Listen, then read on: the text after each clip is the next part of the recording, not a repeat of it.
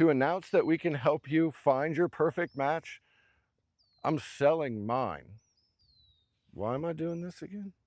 Hi, this is Carter from CarCupid.fit.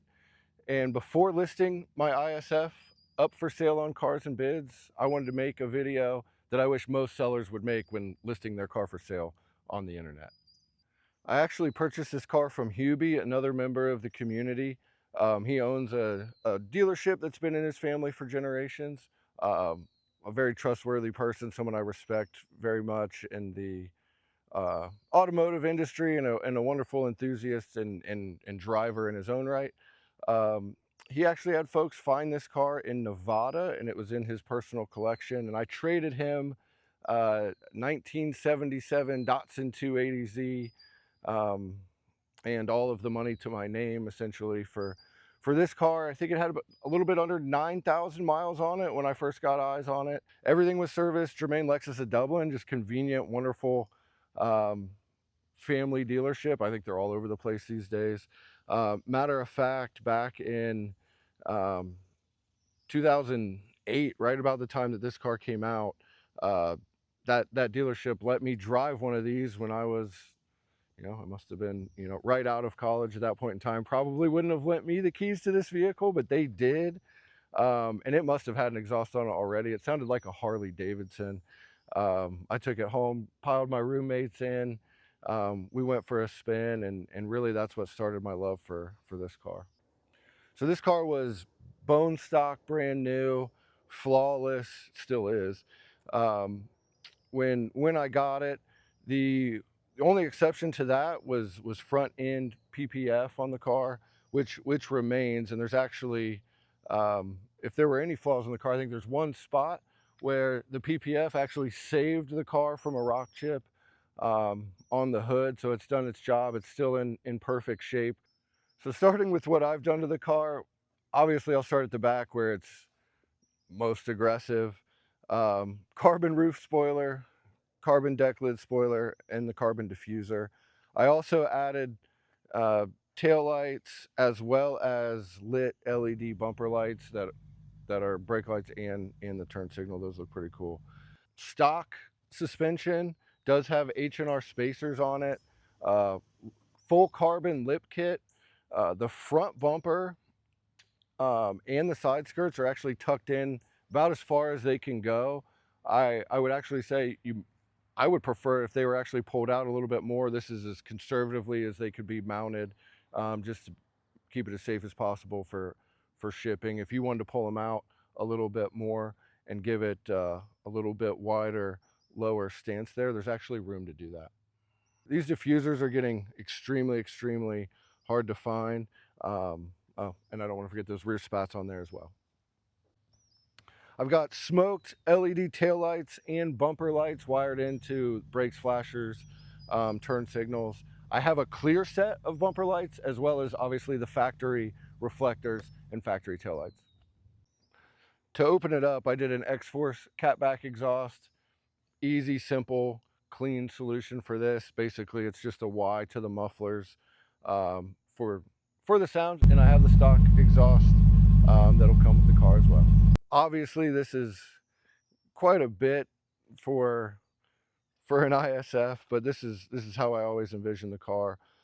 Everything's gloss carbon fiber, real carbon fiber, including side skirts and front lip spoiler. So as well as the fender bits there too, carbon fiber. So the only thing that it's technically missing here is the hood. I didn't go that far. I experimented with vent shades on the car and didn't do that either. All of this is installed in factory locations. So 3M tape, the fenders are 3M to PPF nonetheless. And everything is, again, in using factory holes, factory hardware on the entire car. So getting this back to stock, probably about a 40-minute job. But shipping all of this carbon fiber off the car, I think would be a more dangerous proposition. I think having it on the car is the most safe way to go about it. But returning it to stock, I would have loved to return it to stock before listing it here. But this is my full vision with my take on it, and this is how I'm going to present the car. The factory spoiler will come with the car as well. The car is extremely straight, no dents, dings, anything of the sort. The interior's flawless. It does have normal creasing on the driver's entry bolster a little bit. Other than that, even the seat backs are completely perfect. That's it for the exterior mods. Under the hood, obviously the 5-liter V8, 25/24 of an LFA right there. And then the only mod is the intake elbow, and then there's a drop-in filter in there. Factory elbow and filter come with it. The only interior mod is the V-Line wireless CarPlay kit.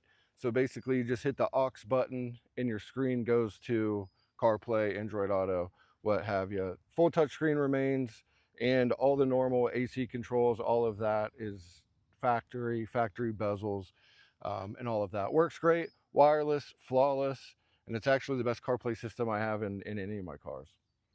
When I got this, I think it might have been on original tires. I don't remember what the date stamp was, but they were old. It's got new Continental Extreme Contact. What are these? DWS 06 pluses. Tons of tread life left. I'm in Columbus, Ohio. A great tire for when I'm able to take this thing out and about. Driving this ISF, a 2008, it feels tight at any speed. I would say this thing really shines actually on the highway. It is like a 60 to 130 car. Maybe over some speed bumps and some tight things in a parking lot, you could definitely tell it's a little bit stiffer than the newer ones, but not too stiff for daily driving use. I mean, it's still a Lexus at the end of the day, but everything about this car it matches your mood. The faster you're going, the faster it shifts. The higher you are in the rev range, the harder you're driving. It knows what you're trying to do and reacts like that. So going slow, it'll feel a little bit stiffer. It'll shift a little bit slower. When you're on it, man, it's smooth at speed, and higher up in the rev range, it will bang shifts very, very quickly. There's really not much else to say about them. It's a car that won't cause you any problems. You'll love driving it. I'd say it's the one car that's going to love you back. If I'm going to launch a company and stake its reputation on the sale of a vehicle, it's 100% going to be this one. You guys can hold me accountable. I'll probably sell more cars in the future, as I like to experience different things and what it's really like to own some of these great pieces of history and fun and motorsport and just car enthusiasm in general. But I feel extremely confident in this car for sure. I know it's going to live a good long life. I mean, this car's not broken in as far as ISFs are concerned. I've driven this car on a weekly basis since I've owned it. It's never really sat for any long period of time. I take it to the office once or twice a week, essentially, and that's what it's been doing. I rotate all my cars. I drive everything I have on a weekly basis. No lot rot to worry about on this car. I'd say it's, very, very low mileage for a car that's been kept up with and driven and brought to modern standards. I really thought about, if I ever got a place in Florida, this would be a great car to stash there, because I could put it on a tender and just know it would be perfect no matter how long it's been since I went out and drove it.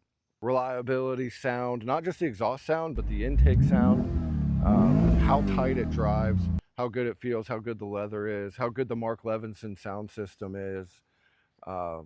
Flies under the radar, absolutely. This one a little bit less so. But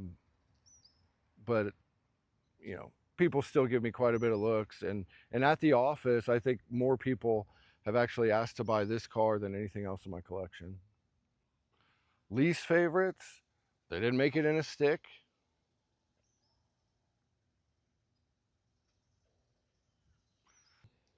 So why am I selling my ISF? It's to launch CarCupid.fit, a new automotive enthusiast website that keeps adding innovative tool after innovative tool for prospective car buyers and the car enthusiast in general. There's an interactive quiz right off the jump to help you determine, for a daily driver or for your fun weekend car or your family hauler, what is actually the best car that suits those needs. There's a dream garage builder tool where you can put in a budget and, hey, 2-car garage, 3-car garage, and figuring out based on your needs what actually might be the best fit there. We also have dealer inventory coming soon. So if you are a dealer, go to CarCupid.fit for dealers page and inquire on how to get your actual dealership inventory up and listed on CarCupid.fit. This is my 2008 Lexus IS F. Check it out for sale on Cars and Bids. I'll be in there nonstop to answer any questions that you have. I can upload additional pictures, details, media, records. Check out the Carfax.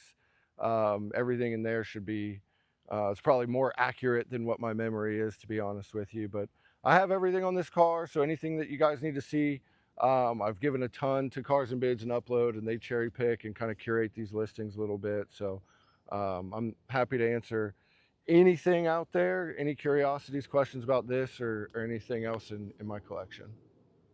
If you're anything like me and you love dogs just as much as you love cars, also check out CarCupid.fit.